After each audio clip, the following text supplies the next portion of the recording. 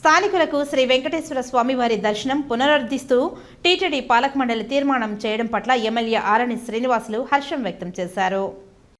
స్థానికులకు నెలలో మొదటి మంగళవారం దర్శనం కల్పిస్తామని ఎన్డీఏ కూటమి ఇచ్చిన హామీని టీటీడీ పాలక మండలి తొలి సమావేశంలోనే నెరవేర్చడం పట్ల CM Chandrababu Naidu, deputy CM Pavan Kalyan, TTD chairman, సభ్యులు మరియు అధికారులకు ఎమ్మెల్యే ఆరణి శ్రీనివాసులు కృతజ్ఞతలు తెలిపారు.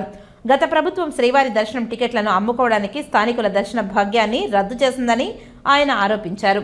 ఎన్డీఏ కూటమి ప్రభుత్వం అధికారంలోకి వచ్చిన వెంటనే స్థానికులకు నెల నెలా శ్రీవారి దర్శన భాగ్యాన్ని పునరుద్ధరించాలని CM Chandrababu Naidu, deputy CM Pawan కళ్యాణ్కు తిరుపతి ఎమ్మెల్యేగా వినతి పత్రాలు ఇవ్వడం జరిగిందని ఆయన తెలిపారు.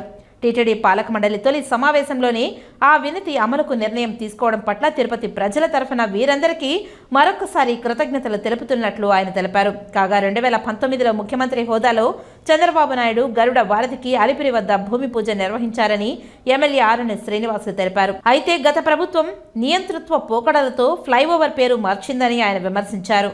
టీటీడీ పాలక మండలి తొలి సమావేశంలోనే ఫ్లైఓవర్ పేరును తిరిగి గరుడ వారధిగా మార్చడం సంతోషంగా ఉందని తెలిపారు. తిరుపతి పవిత్రతను పునర్ప్రతిష్ఠించడమే లక్ష్యంగా టీటీడీ పాలక మండలి అనేక నిర్ణయాలు తొలి సమావేశంలోనే తీసుకోవడం శుభ పరిణామమని ఆయన అన్నారు.